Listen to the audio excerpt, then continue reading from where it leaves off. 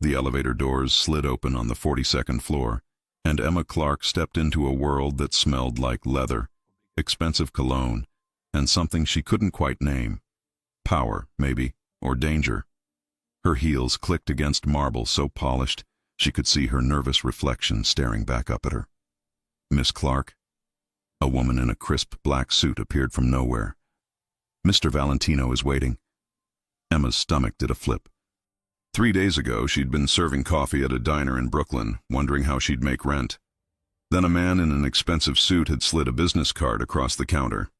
Executive assistant position, salary that made her eyes water, start immediately. She should have known something was off. The woman led her down a hallway lined with art that probably cost more than Emma's entire life savings. They stopped at double doors made of dark wood. "He doesn't like to be kept waiting," the woman said, then walked away. Emma took a breath, smoothed her skirt, and pushed open the door. The office was massive. Floor-to-ceiling windows overlooked Manhattan, the morning sun painting everything gold. But Emma barely noticed the view, because standing with his back to her, phone pressed to his ear, was the most devastating man she'd ever seen. "I don't care what excuse he gave you," he said, his voice low and controlled. He had 3 weeks. "Tell him if my money isn't back by Friday, he'll need a new set of kneecaps." Emma froze. He turned, and she forgot how to breathe. Sharp jaw. Dark hair pushed back from his face, eyes so blue they looked almost unnatural. He wore a black suit that fit him like it had been sewn onto his body, but his tie hung loose around his neck, unknotted. He ended the call without saying goodbye. "You're late," he said. Emma glanced at her watch. "I'm 3 minutes early." His mouth curved, not quite a smile. "I said 9 o'clock, it's 9:01. "The elevator. Excuses already?" He walked toward her, and Emma had to fight the urge to step back. He moved like something predatory. "What's your name?" "Emma Clark. I'm your new... I know who you are." He stopped in front of her, close enough that she could smell his cologne. Cedar and something darker. "Tell me, Emma Clark, why should I hire you?" She blinked. "I thought I was already hired." "That was before I met you." His eyes traveled over her, not leering exactly, but assessing. "You look like a strong wind could knock you over. My last assistant quit because she couldn't handle the pressure. What makes you different?" Emma lifted her chin. She'd dealt with rude customers, handsy managers, and a landlord who liked to forget to fix the heat. She wasn't about to be intimidated by some overpaid businessman, no matter how good he looked in a suit. "I don't quit," she said. "And I'm a lot stronger than I look." He studied her for a long moment. Then he turned and walked to his desk. "Can you tie a tie?" "What?" "A tie." He gestured to the black silk hanging around his neck. "I have a meeting in 20 minutes. My usual assistant is out sick, and apparently I'm helpless without her." Emma crossed the room, her mind racing. She'd tied her dad's tie every Sunday before church, back when he was alive, before the accident, before everything fell apart. "I can do it," she said. She reached for the silk, her fingers brushing against his collar. He was warm, she noticed, and he smelled even better up close. "You're shaking," he observed. "I'm nervous," she admitted, focusing on the tie. "You're kind of terrifying." "Kind of?" There was amusement in his voice now. She made the mistake of looking up. He was watching her face, not her hands. His eyes were impossibly blue, and there was something in them that made her skin feel too tight. "Are you always this intense?" she asked, then immediately regretted it. "Yes." He didn't look away. "Does that bother you?" "I don't know yet." She finished the tie, sliding the knot up to his collar. Her hands lingered a second too long. She realized she was staring at his mouth, at the way his lips curved slightly at one corner, like he was always on the verge of saying something dangerous. "Stop staring at my lips like that," he said quietly. Emma's face went hot. "I wasn't." "You were." He leaned down, just enough that she could feel his breath against her ear. "If you keep looking at me like that, I'll forget you're supposed to be my assistant." Her heart hammered against her ribs. She should step back. She should say something professional. Instead, she stood frozen, drowning in the scent of him.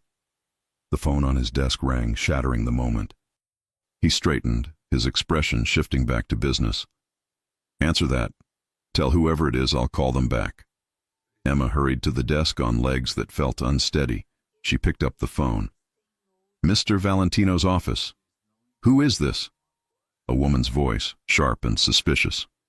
"Emma Clark. I'm Mr. Valentino's new assistant." A pause. "Where's Sarah?" "Sick, I think." "Tell Vincent his father wants to see him. Tonight. No excuses." The line went dead. Emma turned to find Vincent watching her again, his arms crossed. "Well, someone named Vincent has a meeting with his father tonight," she said carefully. "No excuses." His jaw tightened. "My mother, she's the only person who can make a summons sound like a threat." He grabbed his jacket from the back of his chair. "Come on." "Where are we going?" "My meeting." "You're my assistant, aren't you? You should probably assist." Emma grabbed her bag and followed him out. In the elevator, she finally worked up the courage to ask the question burning in her mind. "What kind of business are you in exactly?" He glanced at her, and for the first time she saw something almost like humor in his eyes. "The kind where you don't ask too many questions."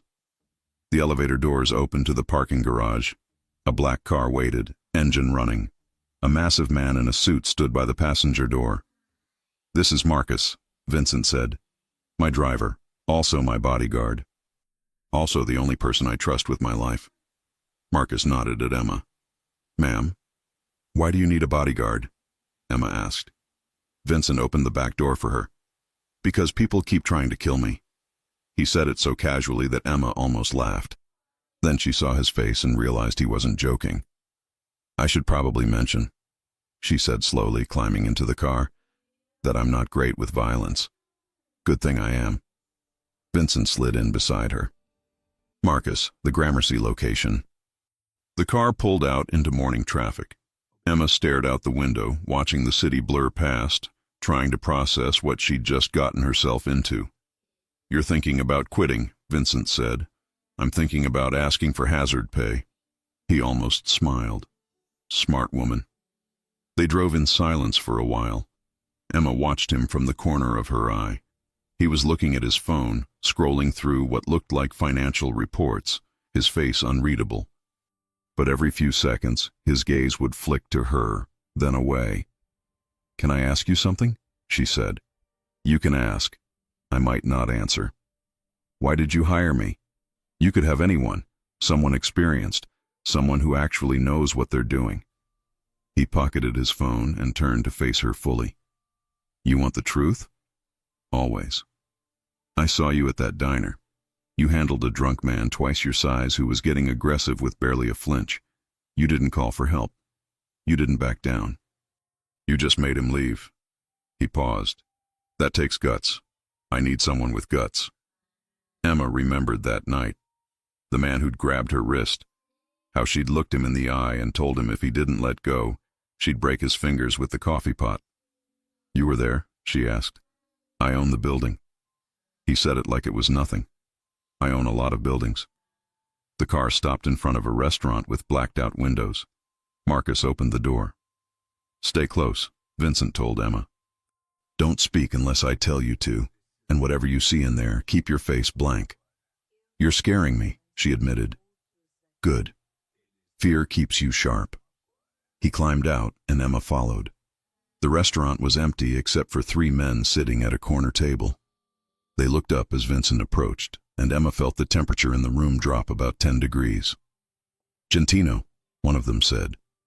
He was older, gray-haired, with a scar running down his left cheek. "You're late." "Traffic," Vincent replied smoothly. He sat down without being invited. "Let's make this quick. I have a busy day." Emma stood behind his chair, her hands clasped in front of her, trying to look professional and not terrified. "Who's the girl?" another man asked, younger with cold eyes. "My assistant." "Since when do you bring assistants to meetings?" "Since I started having assistants worth bringing." Vincent leaned back. "Now, are we going to discuss business, or are you going to critique my staffing choices?" The older man laughed. I like you, Valentino. You've got balls. He pulled out an envelope and slid it across the table. The information you wanted, but it cost me. Vincent opened the envelope, scanned the contents. His expression didn't change, but Emma saw his hand tighten on the paper. This is reliable? He asked. As reliable as it gets. Then we have a problem. Vincent stood. Because according to this, someone in my organization is feeding information to the Castellanos. And when I find out who, they're going to wish they'd never been born. The room went silent. Emma's mouth went dry. She didn't know who the Castellanos were, but the way everyone tensed at the name told her everything she needed to know. Vincent turned to her. We're leaving. She didn't argue. Back in the car, Vincent stared out the window, his jaw tight. Are you okay? Emma asked quietly. No. He didn't look at her. But I will be, once I find the rat. What will you do to them? He finally met her eyes. Do you really want to know? She thought about it, then shook her head. Smart woman, he said again. When they got back to the office, Vincent disappeared into his private room without a word. Emma sat at her new desk, staring at the computer, trying to remember how to breathe normally. Her phone buzzed. A text from her best friend, Riley. How's the new job? Emma typed back. I think I just became an accessory to something illegal. LOL, you're so dramatic. Rich people are always weird. No, seriously. I think my boss might be in the mafia. 3 dots appeared, disappeared, appeared again. Get out of there.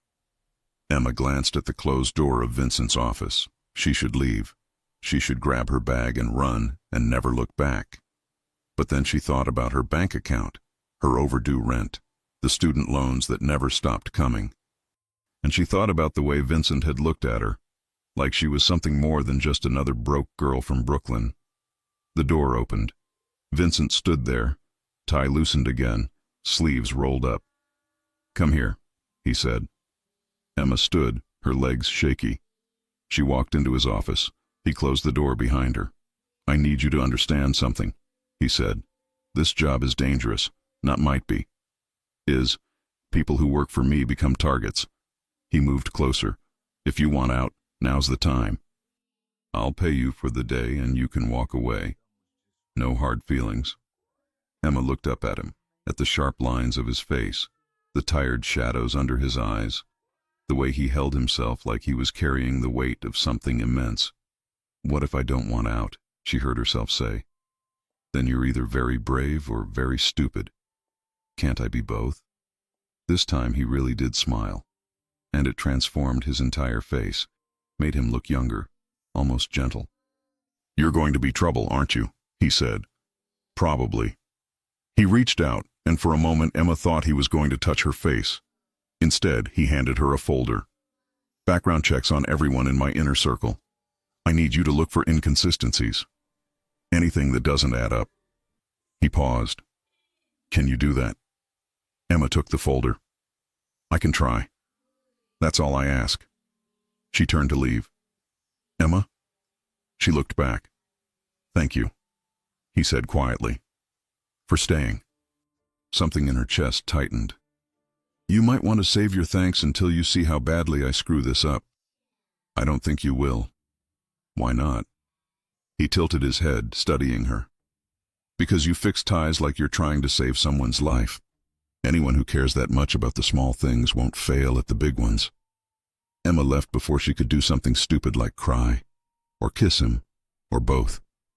She spent the rest of the day going through files, making notes, trying not to think about the way her hands had trembled when they touched his collar. At 6 o'clock, Vincent emerged from his office wearing a different suit. I have to go see my father, he said. You should go home. Do you need me to come with you? No. His voice was firm. Family business. Okay. Emma gathered her things. Will you be safe? He looked at her strangely. Why do you care? Because you're my boss. If something happens to you, I'm out of a job. Right. Something flickered across his face. Of course. In the elevator down, Emma caught her reflection in the polished doors. Her hair was messy. Her makeup had worn off. She looked exactly like what she was, a girl way out of her depth. But when she walked outside into the cool evening air, she felt more alive than she had in years. Her phone buzzed again. Riley. Seriously, are you okay? Emma looked back at the building, up to the 42nd floor, where a light still burned in Vincent's office. I don't know, she typed back. But I think I'm about to find out. She walked to the subway, her mind spinning. Somewhere across the city, Vincent Valentino was walking into a family meeting that might be about business or might be about something darker. And Emma realized, with a jolt that felt like lightning, that she was worried about him. A man she'd met 6 hours ago. A man who casually talked about breaking kneecaps. A man whose lips she couldn't stop thinking about. What had she gotten herself into? Emma spent the entire subway ride home staring at her phone, reading and rereading the employee handbook Vincent's previous assistant had emailed her. Dress code, professional. Hours, flexible but expect late nights. Confidentiality, absolute. That last one had 3 exclamation points. She climbed the 4 flights to her tiny apartment in Brooklyn, her feet aching in heels she wasn't used to wearing. Riley was waiting on the couch, a bottle of cheap wine already open. Tell me everything, Riley demanded before Emma even got her shoes off. Emma collapsed next to her best friend and took a long drink straight from the bottle. He's either going to get me killed, or I'm going to fall completely in love with him. Those aren't mutually exclusive. That's what worries me. She told Riley everything. The tie, the meeting, the casual mention of breaking kneecaps, the way Vincent had looked at her like he could see straight through her clothes and into her thoughts. Girl, Riley grabbed her shoulders.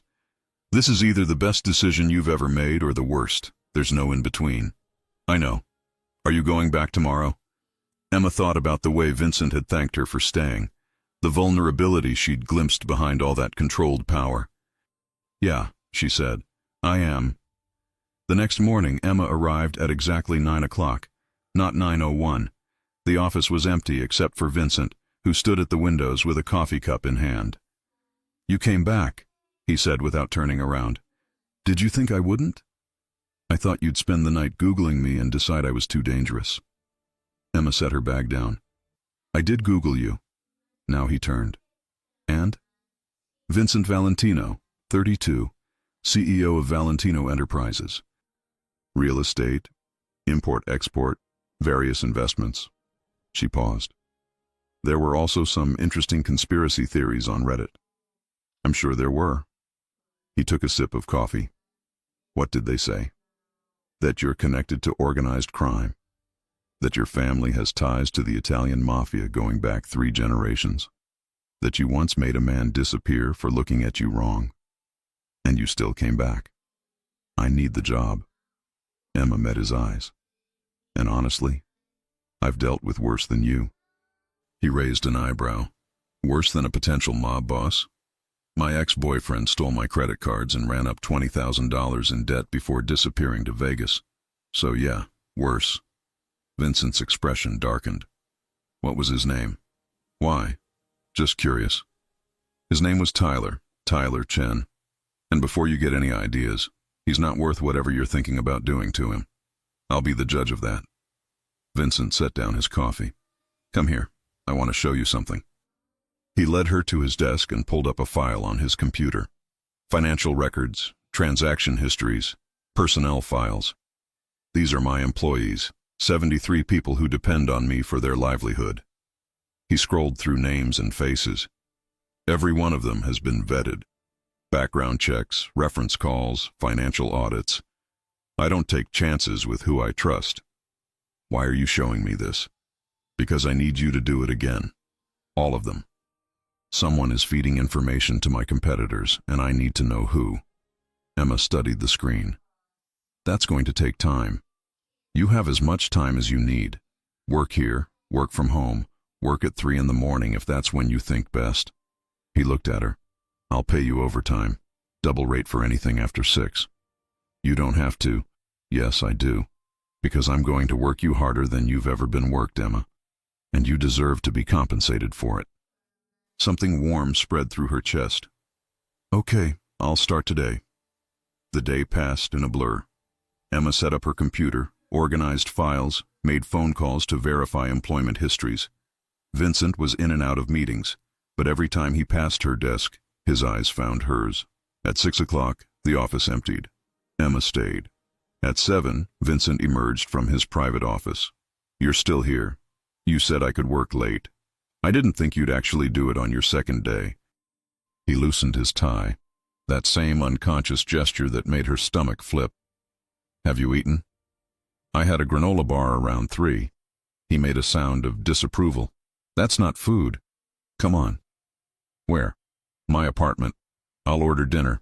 You can keep working there if you want, but you're not skipping meals on my watch." Emma should have said no, should have insisted on going home.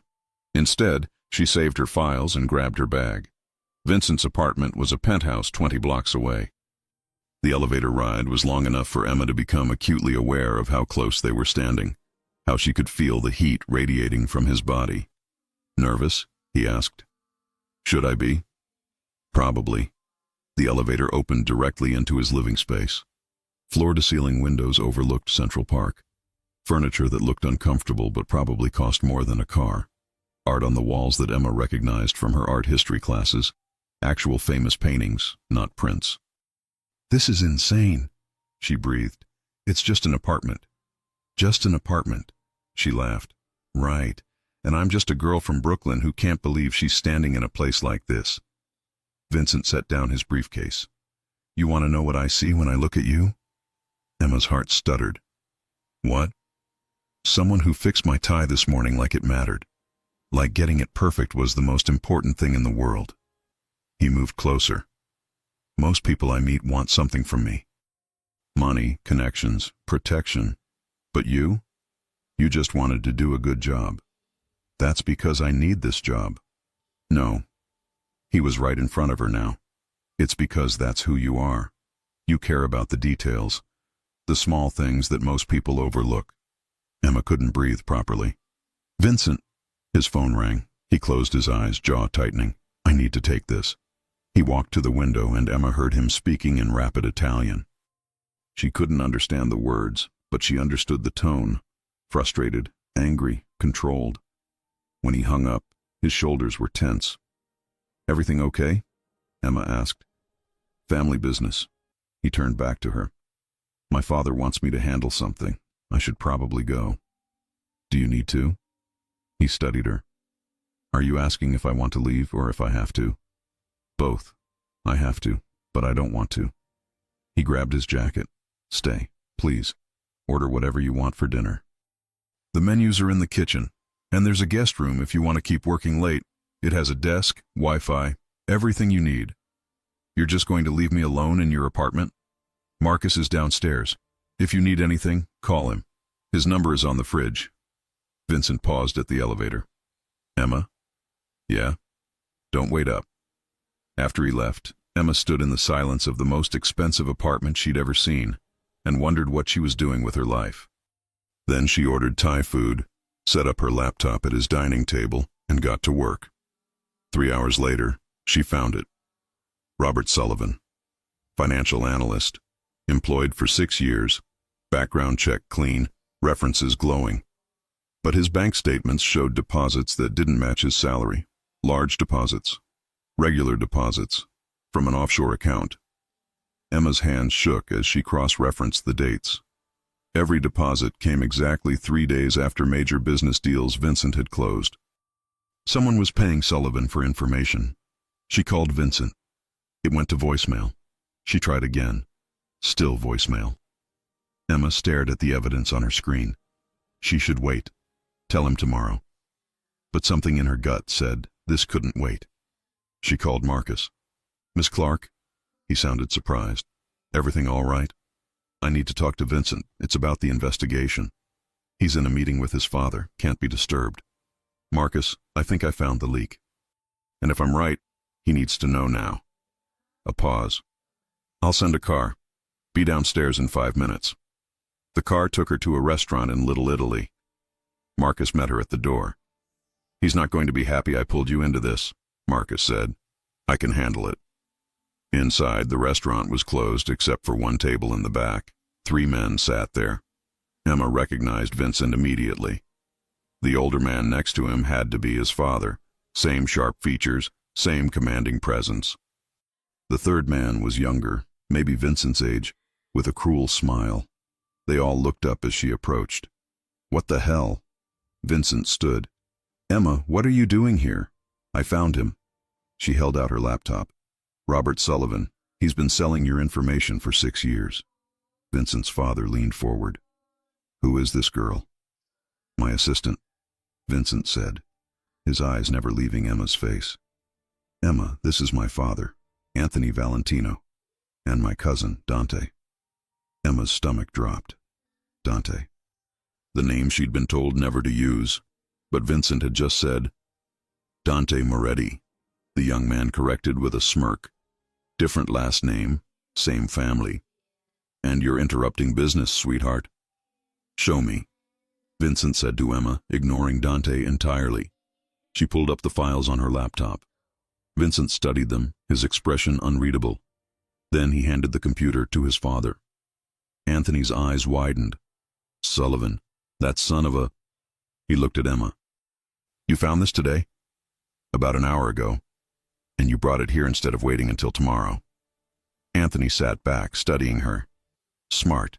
If Sullivan catches wind that we know, he'll run." "I'll handle it," Vincent said. "No." Anthony stood. "I'll handle it. This is family business, and Sullivan just made it personal."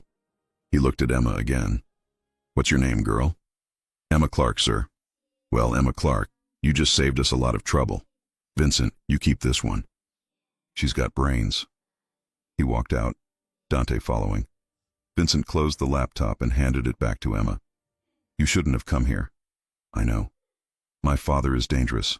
Dante is worse. You just walked into a room with 3 men who've killed people." Emma's mouth went dry. "Have you? Do you really want me to answer that?" "No," she whispered. Vincent's expression softened slightly. "Come on, I'll take you home." In the car, Emma stared out the window, trying to process everything. Vincent sat beside her, silent.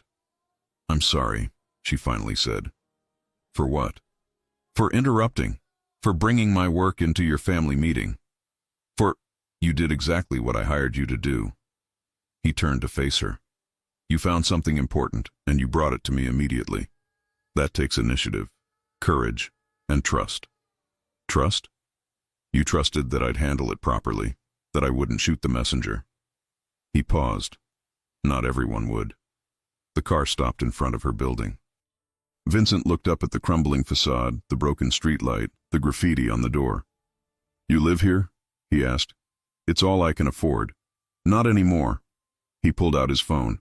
"I'm increasing your salary, effective immediately." "Vincent, you don't have to—" "Yes, I do, because you're going to be working late nights, and I need to know you're coming home to a safe place." He typed something. "There's a building I own in Manhattan, 2-bedroom, doorman, security. It just became vacant." "It's yours if you want it." Emma's eyes stung. "I can't accept that." "Why not?" "Because it's too much. Because I barely know you. Because you think there are strings attached?" Vincent's voice was soft. "There aren't. You need a safe place. I have one. That's all this is." "Is it?" He looked at her then, really looked at her, and Emma saw something in his eyes that made her breath catch. "No," he admitted. "It's not." The air between them turned electric. "Vincent, I should let you go. You've had a long day." He reached past her to open the door, and his arm brushed against hers. Emma felt that small contact like a shock. She climbed out of the car. "Thank you. For everything." "Emma?" She turned back. "Tomorrow, come to the office at noon. You earned a morning off." She watched the car drive away, her heart racing. Inside her apartment, Riley was asleep on the couch. Emma sat in the dark, replaying every moment of the evening. Her phone buzzed, a text from an unknown number. "This is Vincent. I realized I never gave you my personal number, in case you need anything." Emma stared at the message, then typed back, "Thank you. For the job, the apartment, the belief that I could do this." His response came immediately. You're going to be incredible at this. I knew it the moment I saw you. When? At the diner? Before that? When you told that drunk man you'd break his fingers, you were magnificent. Emma smiled in the darkness. You have a strange definition of magnificent. Maybe, but I'm never wrong about people. She fell asleep with her phone in her hand. His words, the last thing she read. The next morning, Emma slept until 10. She woke to 3 missed calls from a number she didn't recognize and a voicemail. Miss Clark, this is Victoria Green from Valentino Enterprises. I'm calling to schedule a walkthrough of your new apartment today at 2 o'clock. Mr. Valentino has requested I provide you with the keys and get you settled in. Please call me back at your earliest convenience. Emma's heart raced. He'd really meant it. She called back, confirmed the appointment, then spent an hour panic cleaning her current apartment even though she was moving out. At noon, she arrived at the office. Vincent was on the phone, but he waved her in. I don't care what his excuse is, he was saying. He had 3 chances. Tell him he's done. He hung up. Good morning. Good afternoon, Emma corrected. Right. How'd you sleep? Better than you, I'm guessing. She gestured to the coffee cups on his desk. How many have you had? I lost count around 4. He stood, rolling his shoulders. Sullivan is being handled. My father wanted to do it personally, as a thank you for finding him. What's going to happen to him? Nothing you need to worry about. Vincent walked to the window. The apartment. Did Victoria call you? Yes. I have a walkthrough at 2. Good. Take the rest of the day. Get settled in. Tomorrow we'll have an actual normal work day. Emma hesitated. Vincent, about last night. You were brave, resourceful, everything I needed you to be. Your father scared me. He scares everyone. It's kind of his thing. Vincent turned back to her. But he respected you. That's rare. And Dante? Vincent's jaw tightened. Stay away from Dante. He's family, but he's not safe. Noted. She was halfway to the door when he spoke again. Emma? Yeah? The apartment. If you don't like it, we'll find something else. I just wanted you to have options. Something in her chest melted. Thank you. The apartment was perfect. Hardwood floors, natural light, a kitchen that actually had counter space. Emma signed the lease with shaking hands. That evening, Riley helped her pack. It took all of 2 hours. Emma didn't own much. This is insane, Riley kept saying. Your boss is insane. You're insane. Everything about this is insane. I know, but you're doing it anyway. I know. Riley stopped packing and looked at her. You're falling for him. I barely know him. That's not what I asked. Emma sat on her worn mattress. He looks at me like I matter. Like I'm not just some broke girl from Brooklyn. Like I'm someone. You are someone. Not to most people. Riley hugged her tight. Just be careful, okay? Men like him, they're complicated. I can handle complicated. Can you handle dangerous? Emma thought about Vincent's father, about the casual way they'd discussed handling Sullivan, about the world she was stepping into. I guess I'm going to find out. 2 days later, Emma was settled into her new apartment and back at work. Vincent had been in meetings all morning, but around 2 o'clock, his door opened. Emma, can you come in here? She grabbed her tablet and walked into his office. A woman sat in the chair across from his desk. Blonde, beautiful, wearing a designer suit that probably cost more than Emma's entire wardrobe. She looked up as Emma entered, and her green eyes were cold. Emma, Vincent said, his voice carefully neutral.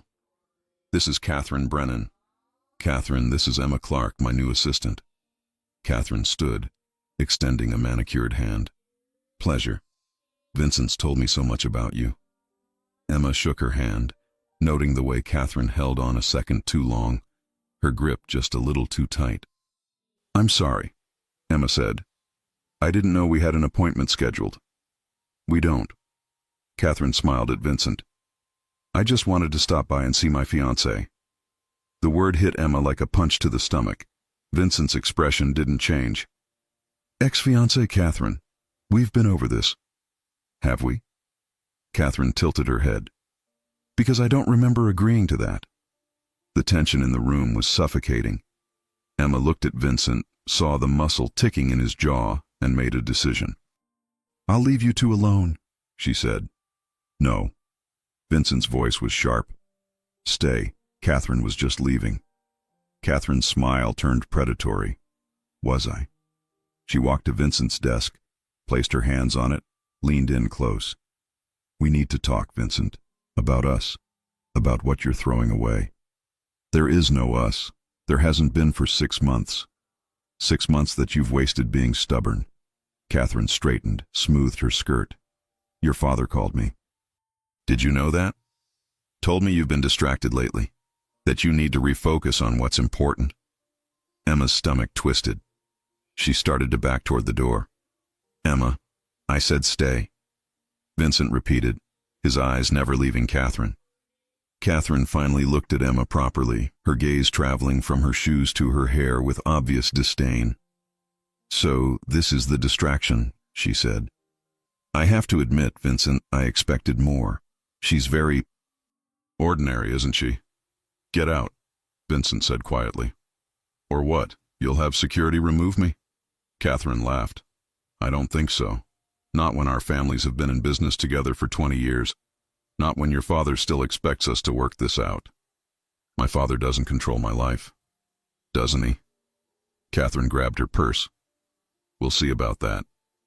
She walked to the door, paused next to Emma. Word of advice, sweetheart.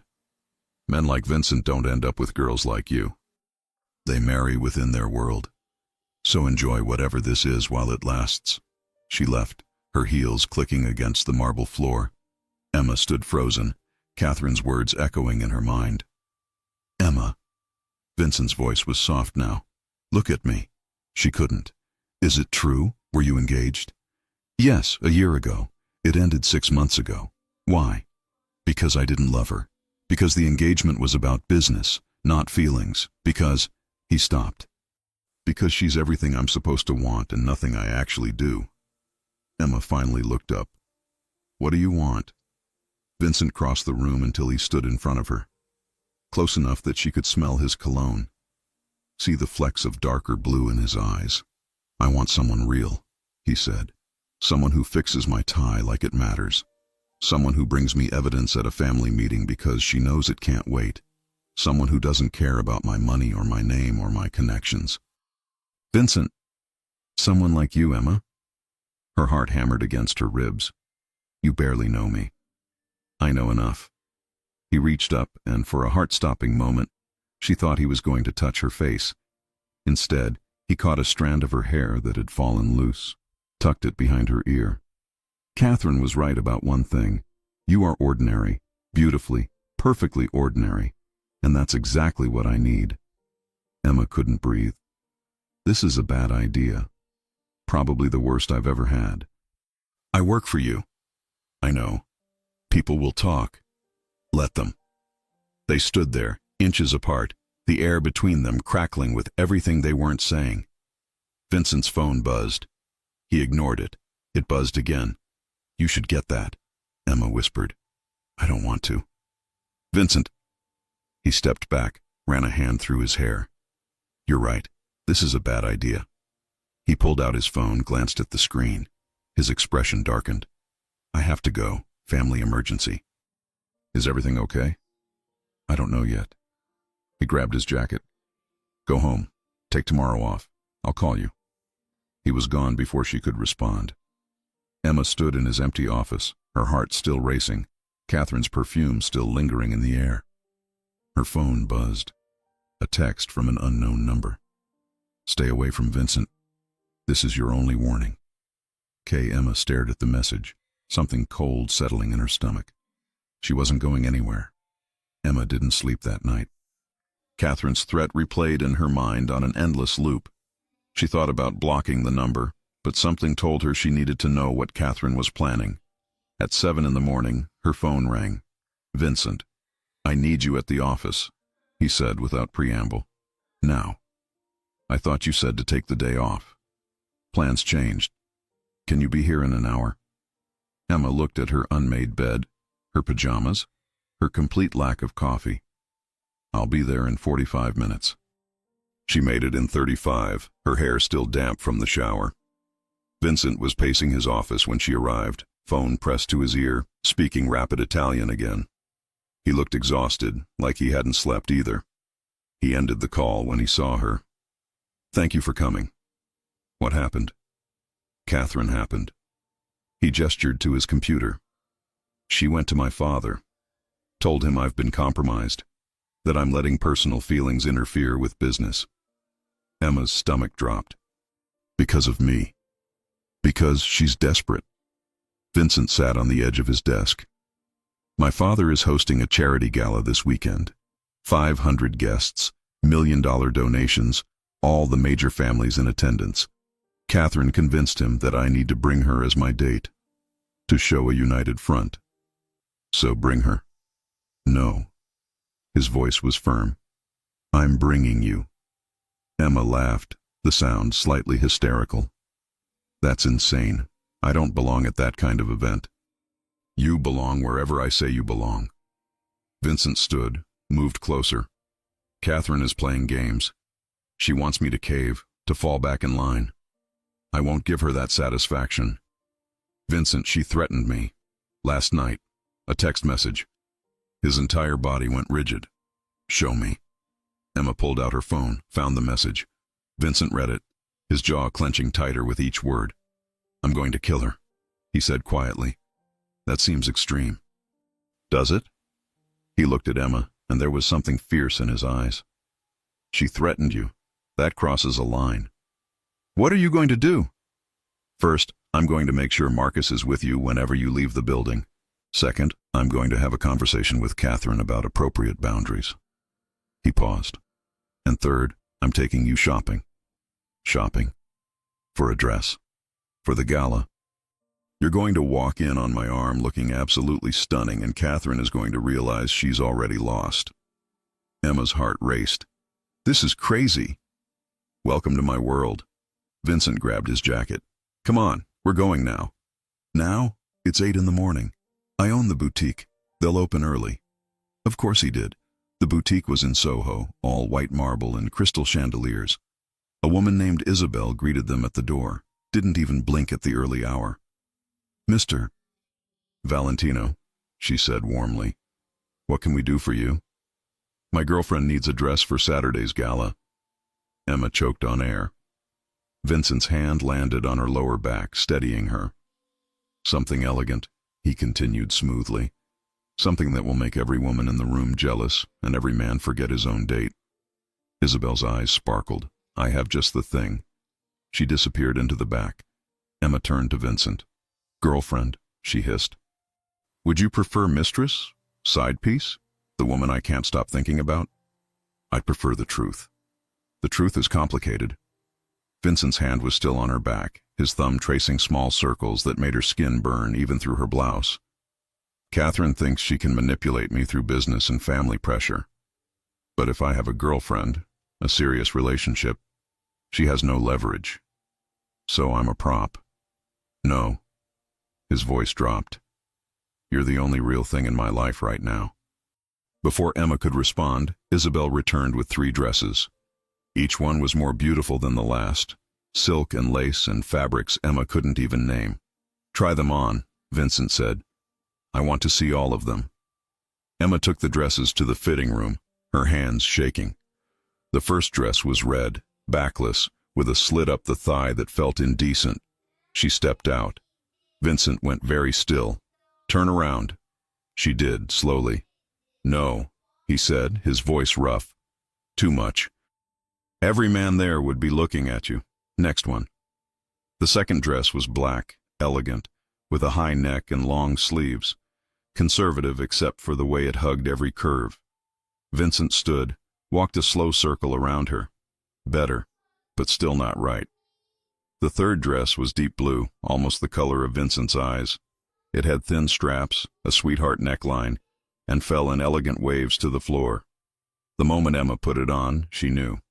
She stepped out. Vincent's expression changed. something raw and unguarded flashing across his face before he could hide it. "That one," he said. "Definitely that one." "Are you sure? It's kind of simple." "It's perfect. You're perfect." He cleared his throat. "Isabel, we'll take it. And shoes, jewelry, whatever she needs." "Vincent, this is too much." "Emma."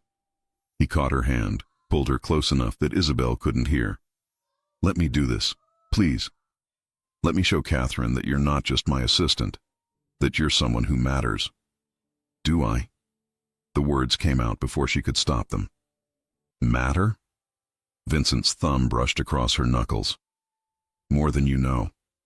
2 hours later, Emma had a dress, shoes, a clutch, and jewelry that probably cost more than her car. Vincent had watched the entire process, offering opinions, vetoing anything he thought wasn't good enough. Back at the office, Emma tried to focus on work. But every time Vincent walked past her desk, she felt his eyes on her. Around 3, his door opened. "Emma, can you come in here?" She grabbed her tablet. Inside, Vincent was standing at the window again, that position she was starting to recognize as his thinking pose. "Close the door," he said. She did. The click seemed very loud. "I need to teach you something before Saturday," Vincent said, turning to face her.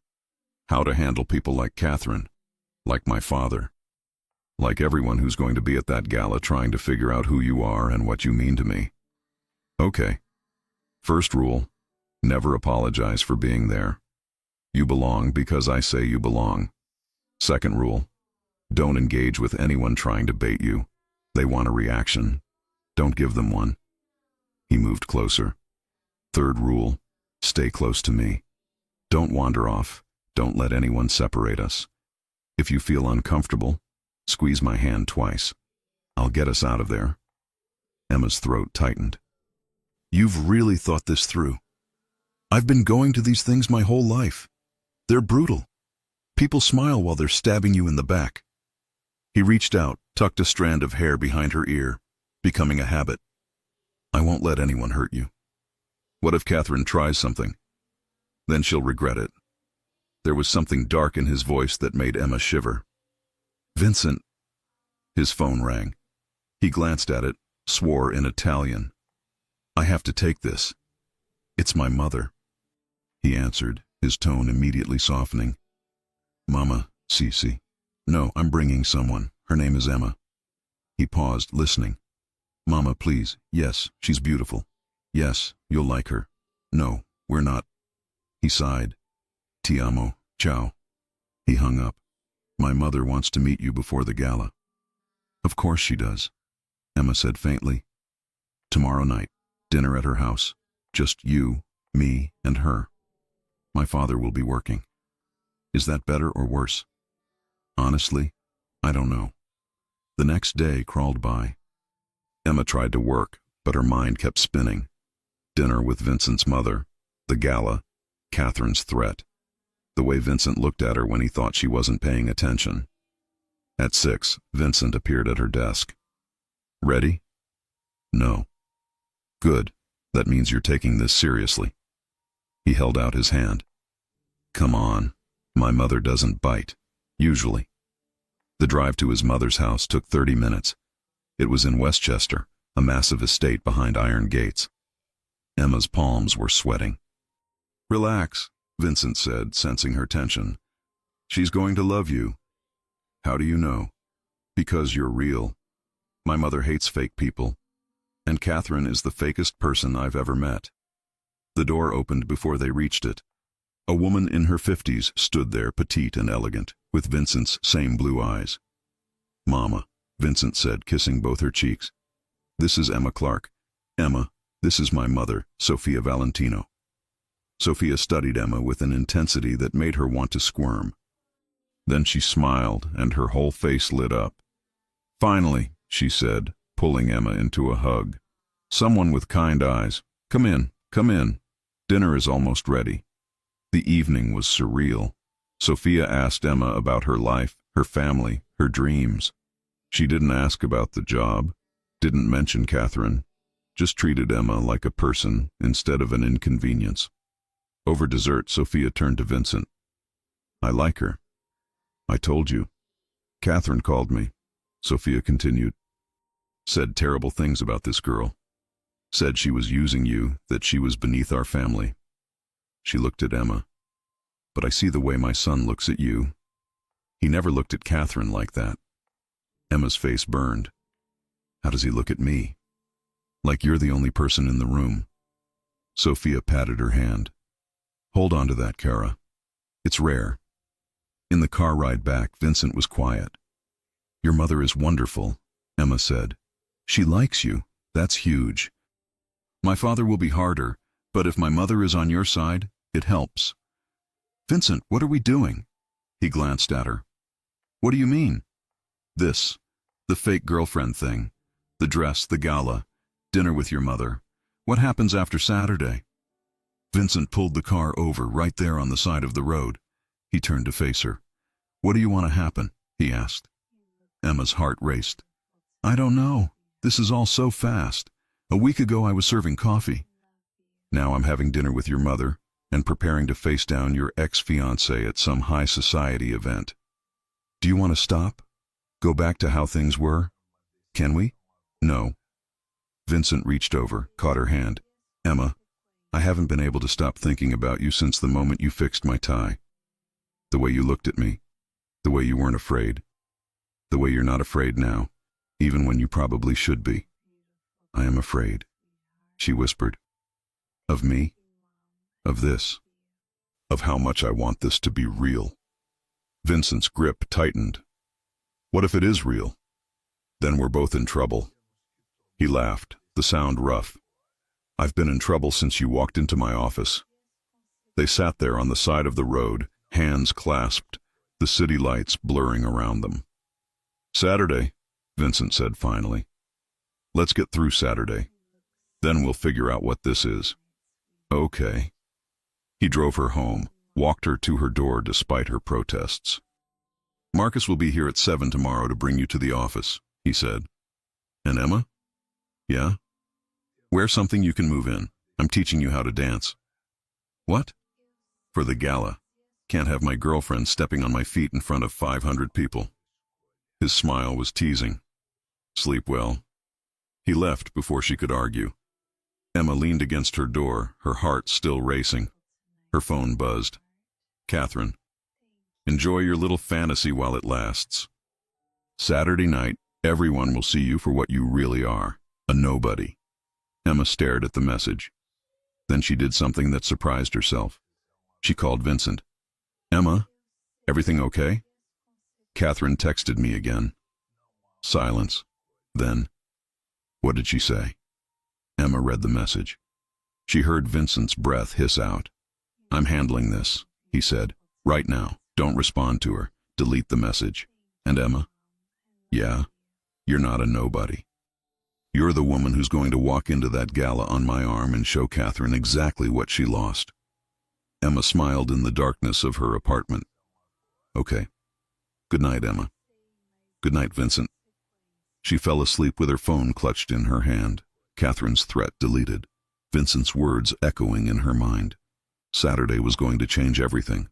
She just didn't know how much. Friday morning arrived with rain hammering against Emma's windows.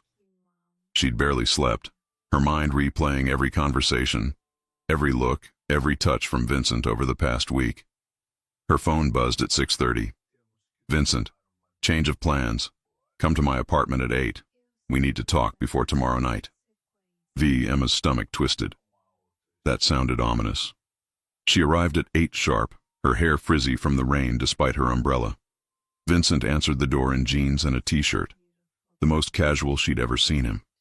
It made him look younger, less intimidating. Come in, he said. Coffee?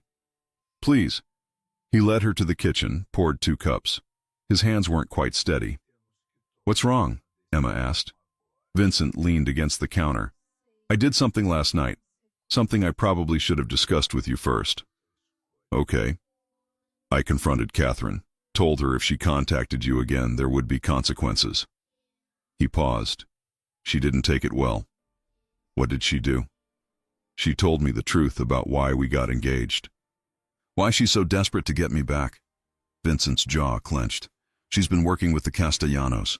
Has been for months. Feeding them information about my business dealings, my family's operations, everything. Emma set down her coffee cup. Robert Sullivan worked for you for 6 years. How long was Catherine feeding them information? Since before our engagement. The whole relationship was a setup. Vincent's voice was flat. She was supposed to marry me, get access to everything, then help the Castellanos take down my family from the inside. Oh my God. She admitted it last night. Said she'd started having real feelings for me, that she wanted out of the deal, but the Castellanos won't let her go. He looked at Emma. She's trapped and dangerous. What are you going to do? I called my father. Told him everything. He's handling the Castellanos. Vincent moved closer. But Emma, this means tomorrow night is going to be complicated. Catherine will be there. My father insisted. Said we need to keep up appearances until the Castellanos situation is resolved. She's going to try something. Like what? I don't know. But whatever it is, I need you to trust me. Can you do that? Emma thought about the past week. About Vincent defending her to Catherine, introducing her to his mother, holding her hand in a dark car and telling her she mattered. Yes, she said. I trust you. Something shifted in Vincent's expression. He set down his coffee cup and stepped closer, close enough that Emma had to tilt her head back to look at him. I need to tell you something else, he said quietly. Something I should have said days ago. What? This stopped being fake the moment you walked into my office. His hand came up, cupped her face. Maybe even before that. At the diner, when I watched you handle that drunk with more courage than most of my armed men would have shown. I knew then. Emma's breath caught. Knew what? That you were going to wreck me. Then he kissed her. It wasn't gentle. It was desperate and hungry, and full of everything they'd been holding back. Emma gasped against his mouth, and Vincent took advantage, deepening the kiss until she forgot her own name. Her hands fisted in his shirt, pulling him closer.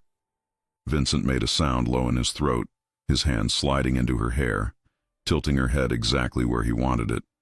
When they finally broke apart, both breathing hard, Vincent rested his forehead against hers. I've been wanting to do that since you fixed my tie, he admitted. You should have. You would have slapped me. Probably. Emma smiled. But I would have kissed you back first. Vincent laughed, the sound surprised and genuine. Then he sobered. Emma, after tomorrow night things are going to get messy. The Castellanos won't take this lying down. There could be retaliation. It might not be safe. I'm not going anywhere, Emma interrupted. I already told you, I don't quit. Even when you should? Especially then. He kissed her again, softer this time, sweet, like he was memorizing the taste of her. We should practice, he said when they separated. Practice kissing. Dancing. His smile was wicked. Though I like your idea better. He pulled her to the living room, connected his phone to speakers. Soft music filled the space. I don't really know how to do this, Emma admitted as Vincent pulled her close, one hand on her waist, the other holding hers. Just follow my lead. They moved slowly, Vincent guiding her through the steps. Emma stepped on his feet twice, but he just smiled and kept going. You're better at this than you think, he said. You're just a good teacher. Or I'm distracted by how good you feel in my arms. Emma's face heated. Smooth. I have my moments. They danced for an hour, the movements gradually becoming more natural. Vincent taught her how to turn, how to dip, how to move with him instead of against him. One more thing, he said, pulling her close again. At the gala, there will be a moment when everyone's watching, when Catherine makes her move, whatever it is. I need you to remember something. What? That I choose you. Not because you're convenient or useful or part of some plan, but because when I'm with you, I remember what it's like to want something for myself instead of for the family. Emma's throat tightened. Vincent, you don't have to say anything. Just remember it. When things get hard tomorrow night, remember that. She nodded, not trusting her voice. Vincent drove her to the office after that, and they spent the day pretending to work while stealing glances at each other. Marcus noticed, Emma could tell, but he didn't say anything, just smiled knowingly whenever he caught them looking. At 5, Vincent's father called. Vincent took it in his office, door closed. When he emerged 20 minutes later, his face was grim. "The Castellanos know we're onto them," he said. "My father thinks they might try something tomorrow night. Use the gala as cover. Should we cancel? No. Canceling shows weakness. We go, we smile, we act like nothing's wrong." Vincent grabbed his jacket. "But I'm doubling security, and Marcus stays with you the entire time." "What about you?" "I'll be fine. It's you I'm worried about." That evening, Emma went home and tried on the blue dress one more time. She looked at herself in the mirror, barely recognizing the woman staring back. A week ago, she'd been nobody. Now she was walking into a room full of dangerous people on the arm of a man who kissed her like she was oxygen. Her phone rang. Riley. "Tell me you're being careful," Riley said without preamble. "I'm being careful." "Liar. You're falling in love with him." Emma sat on her bed. "Is it that obvious?" "To me? Yes. Does he know?" "I don't know. Maybe." Emma paused. "Riley, what if this all blows up in my face? Then you'll survive, like you always do." Riley's voice softened. "But Em, what if it doesn't? What if this is actually the real thing? That scares me more." "I know, but you deserve something real." "Even if it's complicated and dangerous and completely insane." They talked for another hour, Riley making Emma laugh with stories from her own dating disasters. By the time they hung up, Emma felt steadier. She fell asleep early, trying to save her energy for tomorrow night. Saturday arrived sunny and clear, like the weather was mocking her nerves. Emma spent the morning at a salon Vincent had insisted on booking. Hair, makeup, nails, the works. The stylist made her look like someone from a magazine. At 5, there was a knock on her door. Marcus stood there in a tuxedo, looking uncomfortable. "Mr. Valentino sent me to escort you," he said. "He's meeting us there." "Why isn't he picking me up?" Marcus hesitated. "He had some family business to handle first. Said to tell you he'll see you at 7. Something cold settled in Emma's stomach, but she nodded and grabbed her clutch. The gala was at a hotel in Manhattan, the ballroom decorated like something from a fairy tale. Crystal chandeliers, white roses, champagne flowing freely. Emma felt completely out of place. Marcus stayed close as they entered. "Mr. Valentino should be here in 10 minutes. Stay near the entrance." Emma nodded, accepting a glass of champagne from a passing waiter, just to have something to do with her hands. "Well, well." A familiar voice.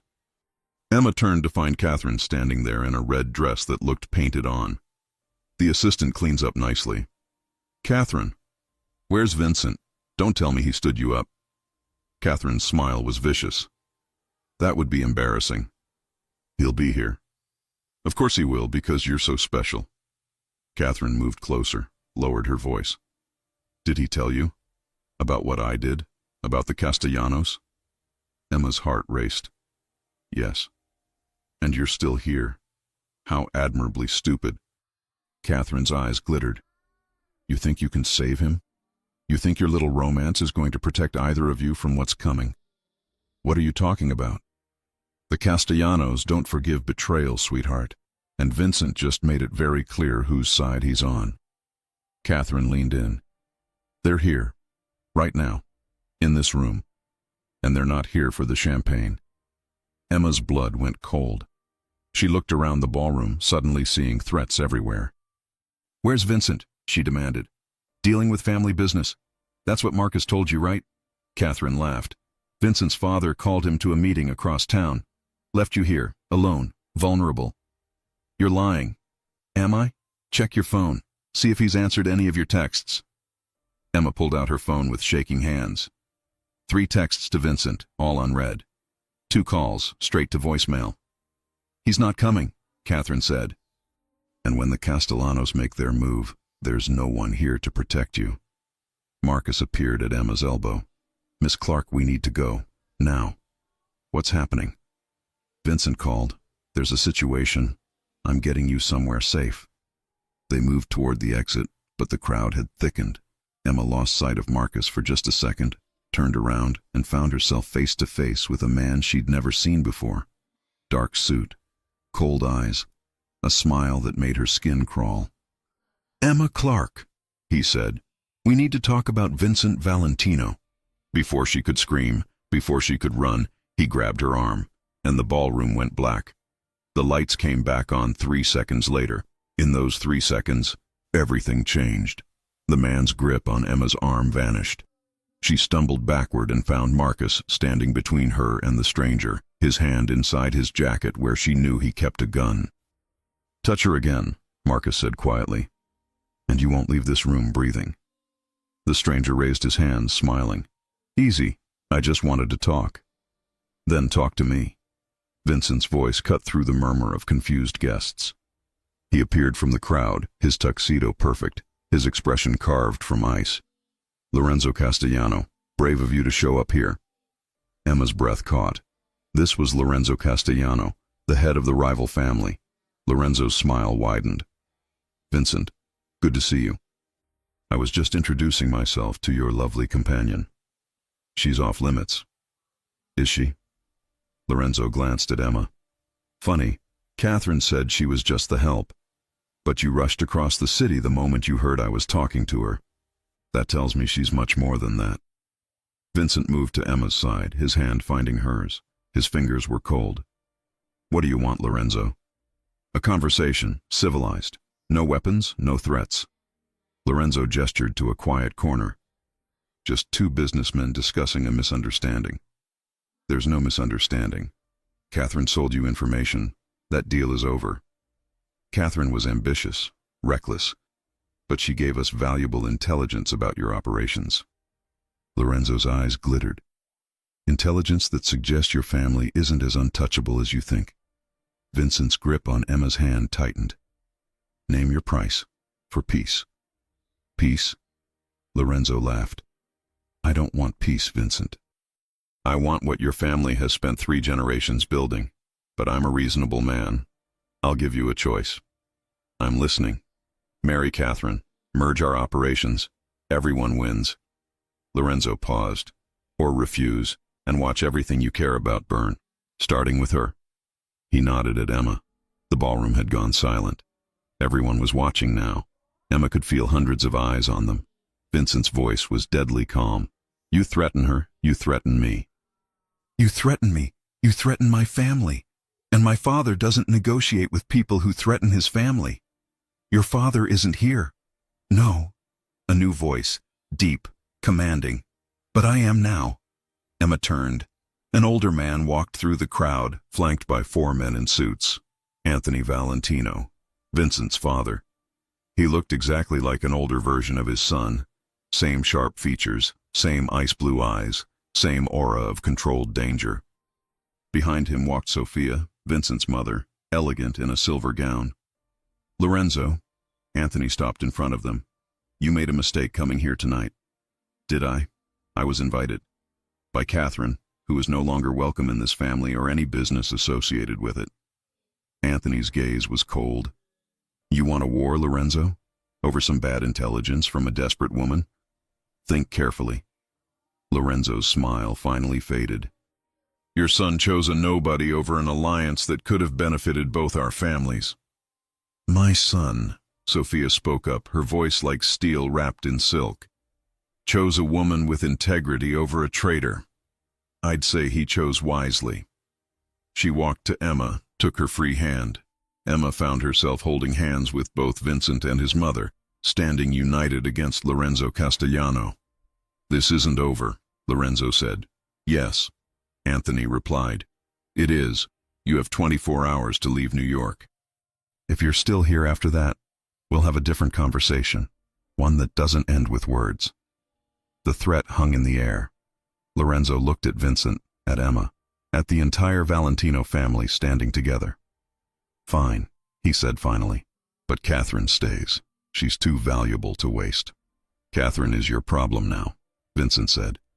"Just keep her away from us." Lorenzo nodded once, then turned and walked out. The crowd parted for him like water. The moment he was gone, the tension broke. Music started playing again. People returned to their conversations, though Emma could feel them stealing glances. Anthony turned to Emma. "So, you're the woman my son can't stop talking about." "Papa," Vincent warned. "What? I can't meet the girl who's caused all this excitement." Anthony's expression softened slightly. "Walk with me, Emma Clark. Let's talk." Vincent started to protest, but Sophia touched his arm. "Let your father speak with her. Come dance with your mother. Give them space." Emma's heart hammered as Anthony led her to a quiet balcony overlooking the city. Marcus followed at a discreet distance. "You handled that well," Anthony said, leaning against the railing. "Most women would have fainted, or screamed, or run. I was too scared to do any of those things." He laughed. "Honest, I like that. Catherine was many things, but honest wasn't one of them." He studied Emma. "My son tells me you found the leak in our organization, Robert Sullivan. That took intelligence and initiative." "I just did my job." "No, you did more than that. You protected my family." Anthony paused. "That matters to me. Family is everything, Miss Clark, everything, and anyone who protects my family becomes part of it." Emma's throat tightened. "Sir, I'm just what? Just a girl from Brooklyn? Just Vincent's assistant?" Anthony shook his head. "You're the woman my son looks at like she hung the moon. The woman my wife called me about, insisting I give you a chance before judging. The woman who stood next to my son tonight when she could have run." "I care about him," Emma said quietly. "I know. That's why I'm going to tell you something I haven't told him yet." Anthony's voice dropped. "The Castellanos aren't going to leave. Lorenzo will pretend to, but he'll regroup. Come back stronger. This isn't over." "Then why did you let him walk out?" "Because tonight, in front of all these people, I needed to show strength without violence. But tomorrow?" Anthony's smile was cold. "Tomorrow we handle it the old way, the permanent way." Emma shivered. "What does that mean?" "It means I'm going to make sure the Castellanos never threaten my family again." He looked at her. "Can you handle that, knowing what we are, what Vincent is?" Emma thought about the past week. The meetings, the threats, the casual mentions of violence. She thought about Vincent's eyes when he looked at her, the way he held her hand like she was something precious. "Yes," she said. "I can handle it." Anthony nodded slowly. "Good. Because my son is falling in love with you. Maybe already has. And when a Valentino loves someone, it's forever. No halfway. No backing out. I'm falling for him too," Emma admitted. "Then you better be ready for what comes with that. Because this life, our life, it's not easy. There are threats, dangers, things that would terrify most people." "I'm not most people." Anthony smiled, genuinely this time. "No, you're not. Welcome to the family, Emma." He led her back inside, where Vincent immediately appeared at her side. "What did he say?" Vincent asked quietly. "That I should be ready for what comes with loving you." Vincent went very still. "Loving me?" Emma looked up at him, at his impossibly blue eyes, at the face she'd been memorizing for a week. "Yeah, loving you." He kissed her right there in front of 500 guests, in front of his parents, in front of everyone. It wasn't desperate like their first kiss. It was sure, claiming, a statement. When they broke apart, the ballroom erupted in applause. Sophia appeared, beaming. "About time. Now come, both of you. We're taking a family photo for the foundation." The rest of the evening passed in a blur. Emma danced with Vincent, met what felt like 100 relatives, and tried not to think about Lorenzo Castellano or what the old way meant. Around midnight, Vincent pulled her onto the balcony where she'd talked with his father. "I need to tell you something," he said. "Okay." "Tomorrow, my father is going to handle the Castellano situation. It won't be pretty. I'll be involved." He cupped her face. "I don't want you anywhere near it. Marcus is going to take you somewhere safe until it's done." "No." "Emma," I said no. "If you're in danger, I want to know about it. I want to help. You can't help with this. Then I'll wait. But I'm not hiding. Emma grabbed his lapels. You said when a Valentino loves someone, it's forever. Well, I'm choosing you, Vincent. All of you, including the dangerous parts. Vincent's eyes closed. You're going to give me a heart attack. Good. Keeps life interesting. He laughed. The sound pained. Then he pulled a small box from his jacket pocket. Emma's heart stopped. Vincent, it's not what you think. Not yet. He opened it. Inside was a delicate gold bracelet with a small charm, a tiny tie. I had it made this week, so you'd always remember the moment we met. Emma's eyes filled with tears. It's perfect. He fastened it around her wrist, his fingers gentle. Emma Clark, I know this is fast. I know it's crazy, but I need you to know something. What? I love you. I've loved you since you looked at my lips like you wanted to kiss me and I wanted to forget we were at work. Since you brought evidence to my father's meeting because you trusted me to handle it. Since you stood next to me tonight when you could have run. I love you too, Emma whispered. Even though you're probably going to get me killed. Never. His voice was fierce. I'd burn the world down before I let anything happen to you. They kissed again, softer this time, sweeter, like a promise. The next morning, Vincent was gone before Emma woke up. There was a note on the pillow. Had to handle family business. Marcus is downstairs. Stay in the apartment. I'll be back by tonight. Trust me, I love you. Emma read it 3 times, her stomach churning. Marcus called around noon. Miss Clark, Mr. Valentino wanted me to check in. Are you okay? What's happening, Marcus? A pause. I can't tell you that. Is Vincent safe? He's with his father.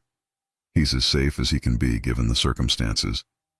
That didn't make Emma feel better. She spent the day pacing, trying to work, failing miserably. Riley came over around 3 with takeout and moral support. He'll be fine, Riley said. Men like Vincent always are. What if he's not?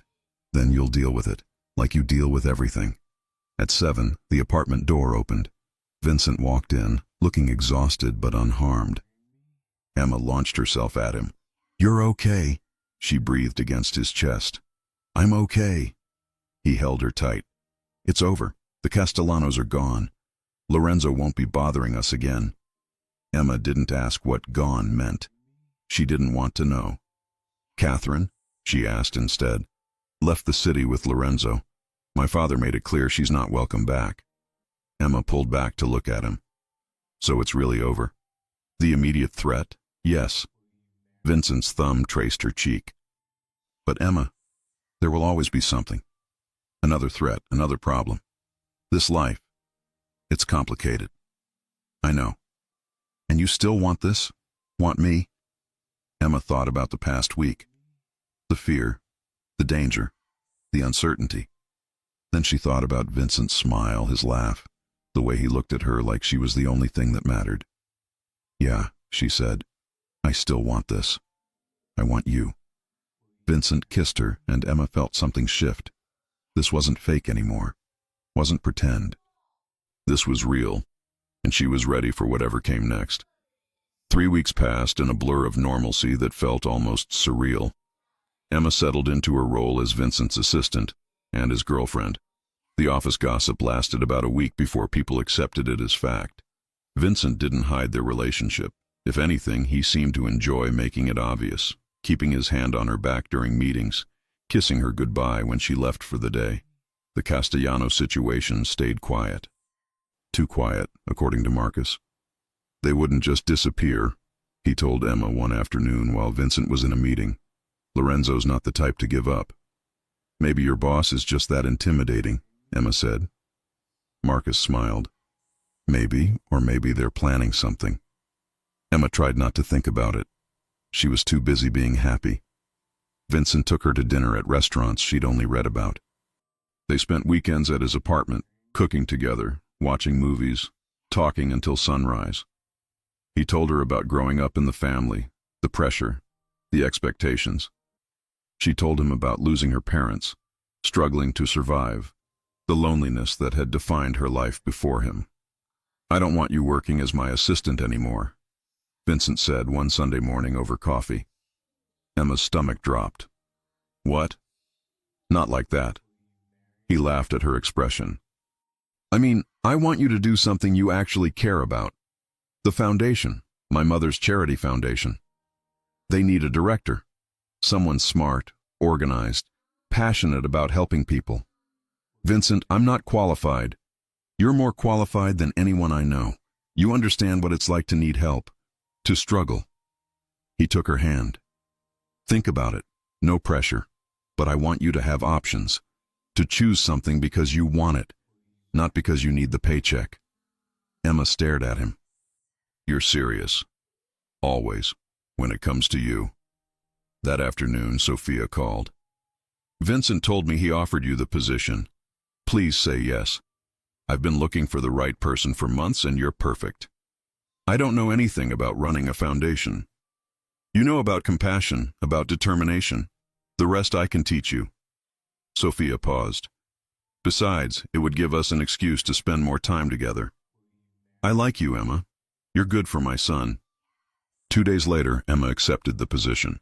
Her last day as Vincent's assistant was bittersweet. I'm going to miss having you right outside my office, Vincent said, pulling her into his arms. The foundation offices are 2 floors down. You'll survive. Will I? He kissed her neck. I've gotten used to seeing you every hour. Then you'll have to visit me. Oh, I plan to, frequently. Emma started her new job the following Monday. The foundation focused on helping families in crisis, housing assistance, job training, education grants. It was perfect, meaningful. Everything Emma had ever wanted to do but never thought she could. Sophia worked with her daily, teaching her the systems, introducing her to donors. Emma discovered she was good at it. Really good. She connected with the families they helped because she'd been one of them. Vincent was proud. She could see it in his eyes every time she told him about her day. You're glowing, he said one evening over dinner at his apartment. I love what I'm doing. I never thought work could feel like this. Like what? Like I'm making a difference. Like I matter. Vincent reached across the table, caught her hand. You've always mattered, Emma. You just needed the right opportunity to show it. That night, curled up on his couch, Vincent's phone rang. He glanced at it, frowned. I need to take this, he said, moving to his office. Emma tried not to eavesdrop, but his voice carried. She heard him speaking in Italian, his tone sharp. When he came back 20 minutes later, his face was troubled. Everything okay? Emma asked. I don't know yet. He sat next to her, pulled her close. That was an old contact. Said the Castellanos are back in the city, quietly, staying under the radar. Emma's heart sped up. What does that mean? It means they're planning something. My father thought we'd scared them off permanently, but apparently we just made them more careful. What are you going to do? Find out what they're planning. Stop it before it starts. Vincent's jaw tightened. I won't let them hurt you. I'm not worried about me. I'm worried about you. He kissed her forehead. I'll be fine. I always am. But Emma saw the tension in his shoulders, the way his eyes kept scanning the windows like he expected threats to appear. The next few days were tense. Vincent increased security at the foundation, assigned Marcus to shadow Emma whenever she left the building. She wanted to protest, but the look in Vincent's eyes stopped her. Friday afternoon, Emma was reviewing grant applications when her phone buzzed. Unknown number. We need to talk. About Vincent. About what's coming. Meet me at the coffee shop on 5th and 42nd in 1 hour. Come alone. K. Catherine. Emma stared at the message. She should tell Vincent. Call Marcus. Do anything except what Catherine was asking. But something in the message felt different. Desperate, not threatening. She texted back. Why should I trust you? Because I'm trying to save his life. 1 hour, Emma. Please. Emma looked at the clock. Vincent was in meetings all afternoon. Marcus was downstairs. She could slip out, be back before anyone noticed. It was stupid. Reckless. But if Catherine really knew something about the Castellanos' plans... Emma grabbed her coat. The coffee shop was crowded, anonymous. Catherine sat in the back corner, wearing sunglasses and a baseball cap. She looked terrible, thin, exhausted, scared. "You came," Catherine said when Emma sat down. "You have 5 minutes. Talk." Catherine pulled off her sunglasses. Her left eye was bruised. "Lorenzo found out I tried to warn Vincent's father about their plans. He didn't take it well." Emma's anger flickered toward something like pity. "What plans?" "They're going to hit one of Vincent's shipments next week. The one coming through the port on Tuesday. It's worth millions, and they're going to steal it. Frame Vincent for smuggling. Get him arrested." Catherine leaned forward. "But that's not the worst part. Lorenzo plans to grab you during the chaos. Use you to force Vincent to give up everything." Emma's blood went cold. "Why are you telling me this?" "Because I screwed up. I thought I could play both sides, come out ahead. Instead, I lost everything." Catherine's eyes filled with tears. "I loved him, really loved him, and I destroyed any chance I had because I was greedy and stupid. Catherine, I don't expect forgiveness. I just want to do one thing right. Keep you safe. Keep Vincent safe." She pulled an envelope from her purse. "This has all the details, times, locations, who's involved. Give it to Vincent's father. He'll know what to do."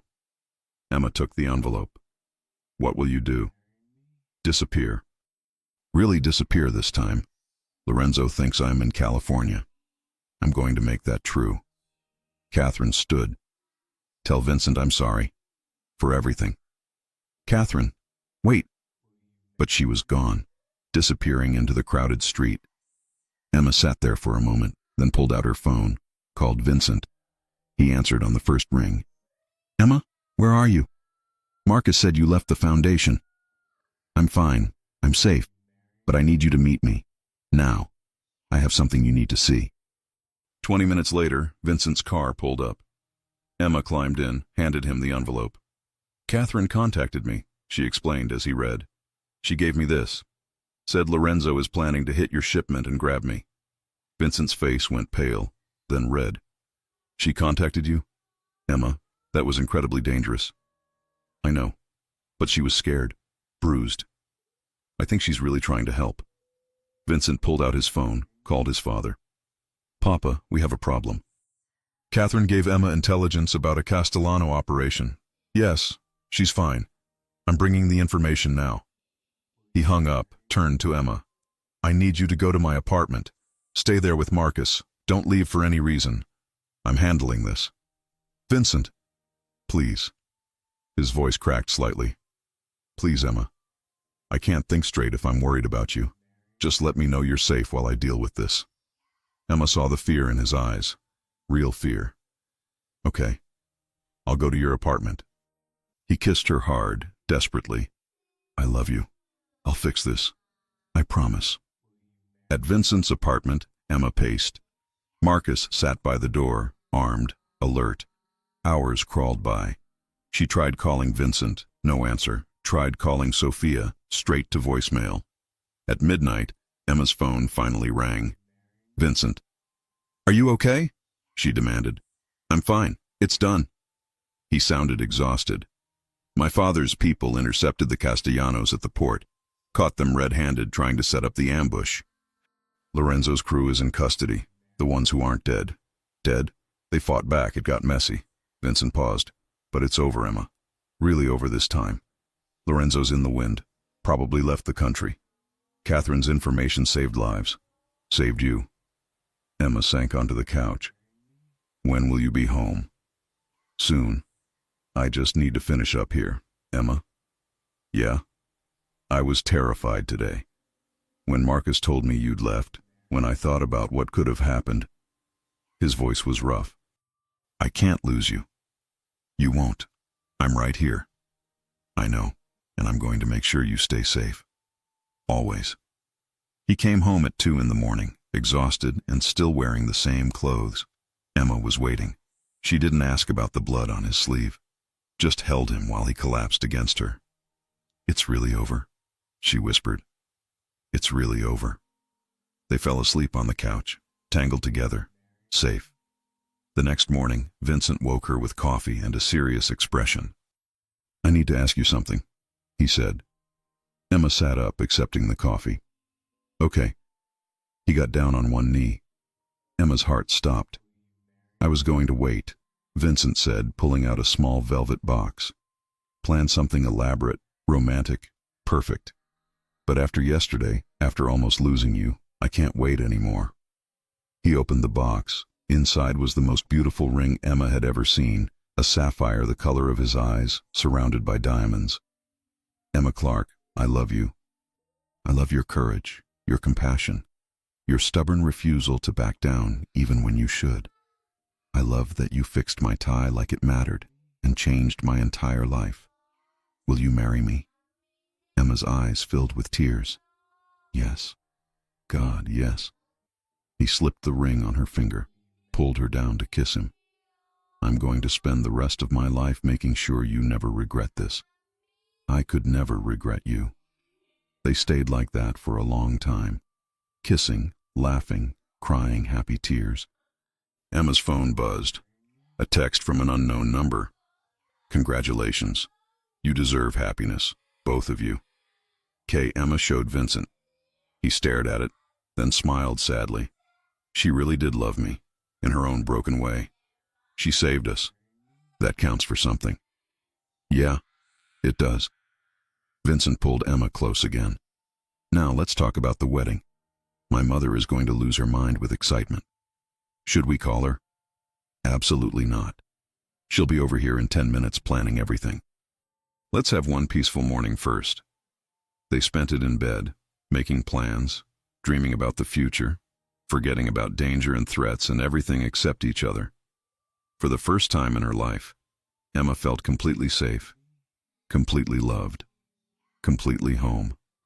Sophia found out about the engagement exactly 14 minutes after Emma posted a photo of the ring on social media.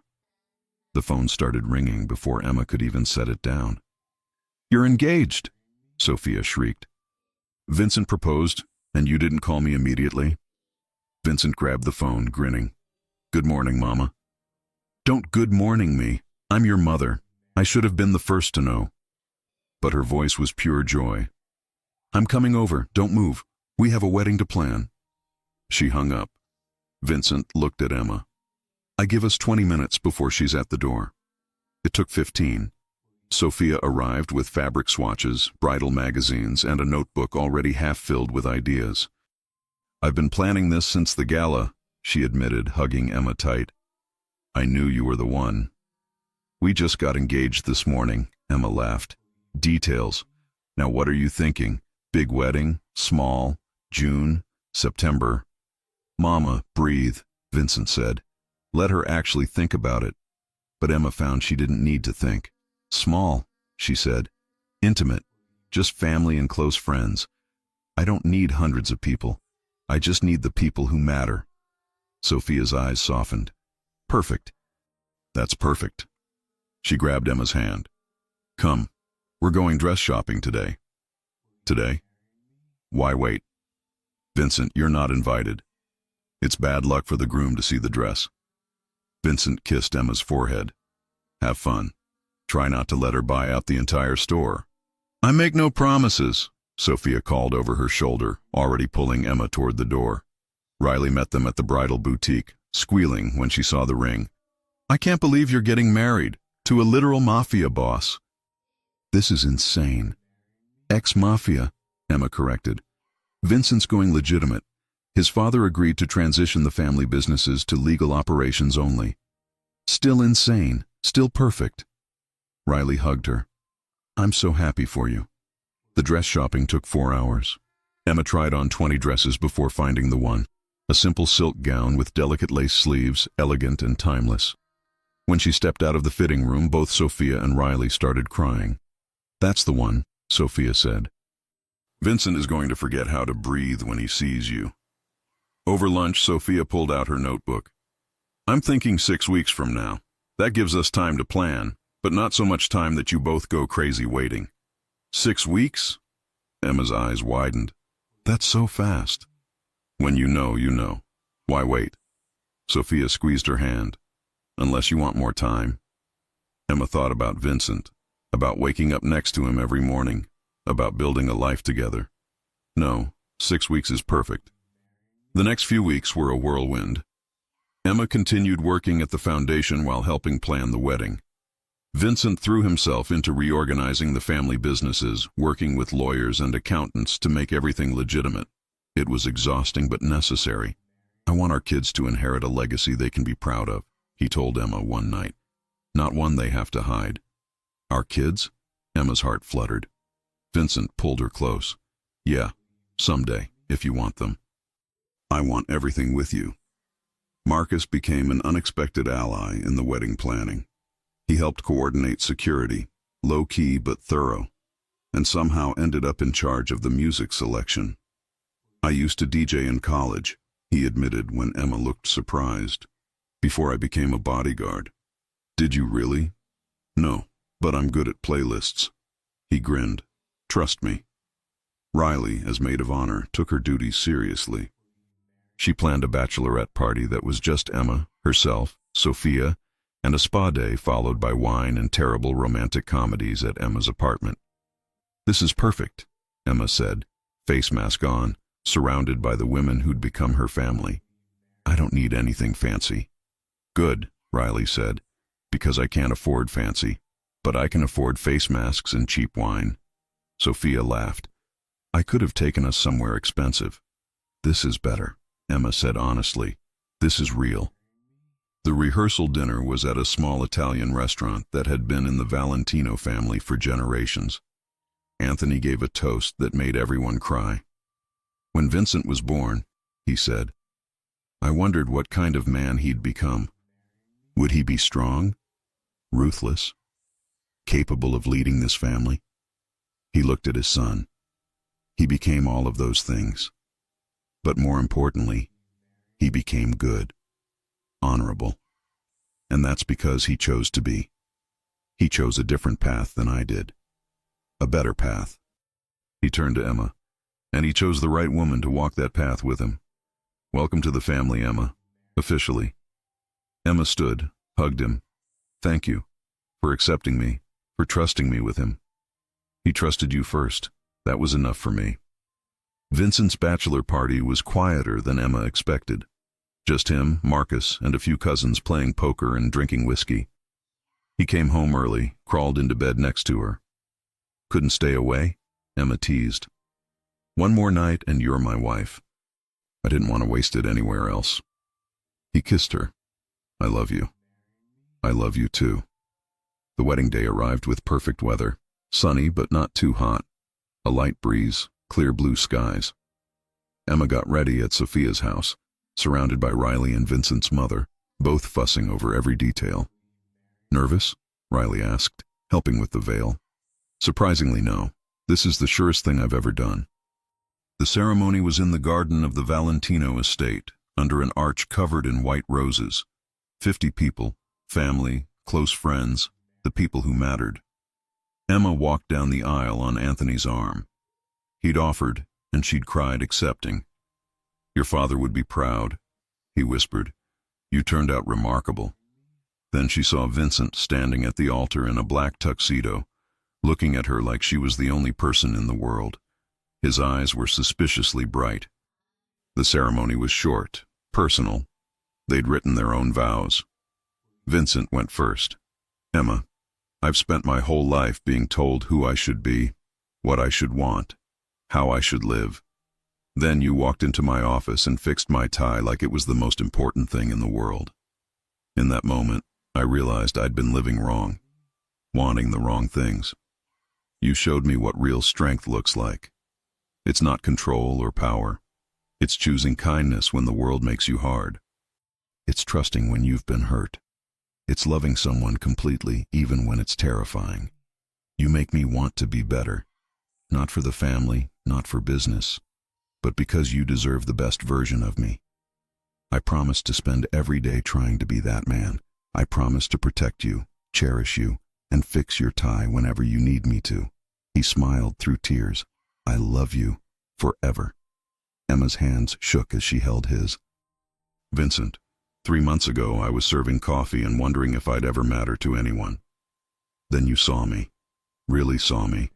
Not what I could do for you, not what I could offer, just me.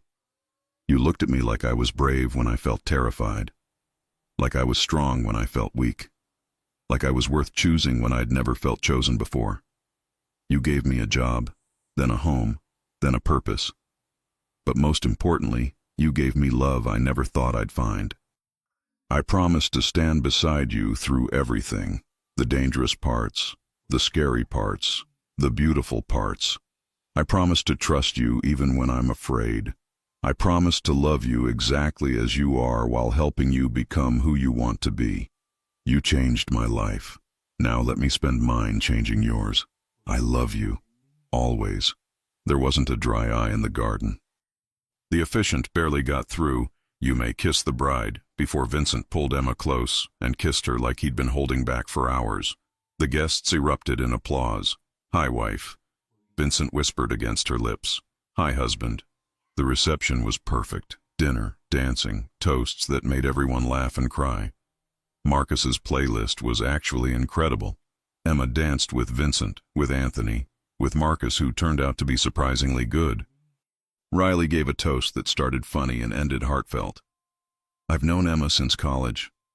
I've seen her struggle, fight, survive things that would break most people. I've watched her be strong when she wanted to fall apart. But I've never seen her this happy. Vincent, you better treat her right, or I'll figure out where you hide the bodies and add yours to the collection." Vincent raised his glass. Noted and accepted. As the evening wound down, Vincent pulled Emma onto the dance floor for one last dance. "Happy?" he asked. "Ridiculously happy. You? I didn't know I could feel this way.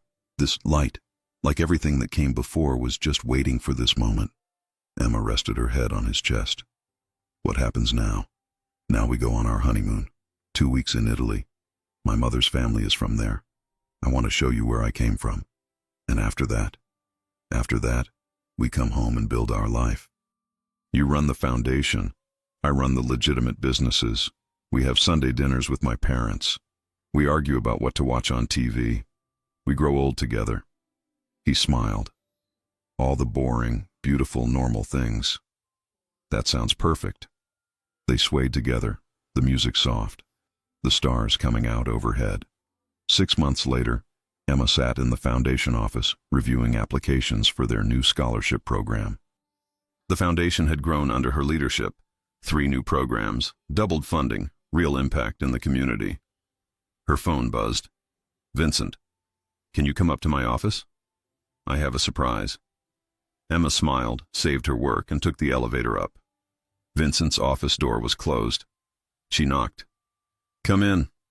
Vincent stood by the window, his thinking spot, but he was smiling. "What's the surprise?" Emma asked. He turned, and she saw it. A small gift bag on his desk. "Open it," he said. Inside was a tiny box. Emma's heart raced as she lifted the lid.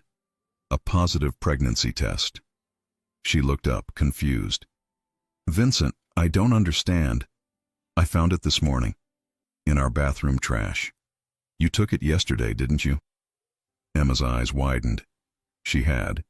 She'd been feeling off, suspected but hadn't wanted to say anything until she was sure. Had planned to tell him tonight. "I was going to surprise you at dinner," she said. "I couldn't wait." Vincent crossed to her, dropped to his knees, pressed his ear to her stomach. "We're having a baby." "We're having a baby," Emma repeated, the reality hitting her. Tears spilled over. "Oh my God, we're having a baby." Vincent stood, lifted her, spun her around. "I love you. I love you so much." "I love you too." They stood there, holding each other, crying happy tears, imagining the future. That night they told Sophia and Anthony over dinner. Sophia screamed, actually screamed with joy. Anthony got suspiciously emotional, excused himself to check something in the kitchen, and came back with red eyes. "A grandchild," Sophia kept saying. "I'm going to be a grandmother." "Mama, you're going to spoil this baby rotten," Vincent said. "Absolutely. That's what grandmothers do." Riley found out the next day and immediately started planning the baby shower. 6 months out, she said. That gives us time to do it right. Marcus, surprisingly, was the most emotional. A baby Valentino, he said, his voice rough. I'm going to teach them everything. Teach them what? Emma asked. How to throw a punch, how to spot a threat, how to protect the people they love. Marcus. And how to be kind, how to choose good, like their parents did. The pregnancy was easy. Emma glowed, according to everyone. Vincent was attentive to the point of being ridiculous, calling her every hour to make sure she was okay. 7 months later, on a snowy February morning, Emma went into labor. Vincent drove like a maniac to the hospital. Breathe, he kept saying. I am breathing, Emma gasped. You need to breathe. I'm breathing. You're hyperventilating. Marcus met them at the hospital, having somehow gotten there first. Delivery room is ready. Go. 12 hours later, at 3:47 in the morning, Emma and Vincent's daughter was born. She's perfect, Vincent whispered, holding the tiny baby with shaking hands. She looks like you. She has your eyes, Emma said. They named her Sophia Rose, after Vincent's mother and Emma's grandmother.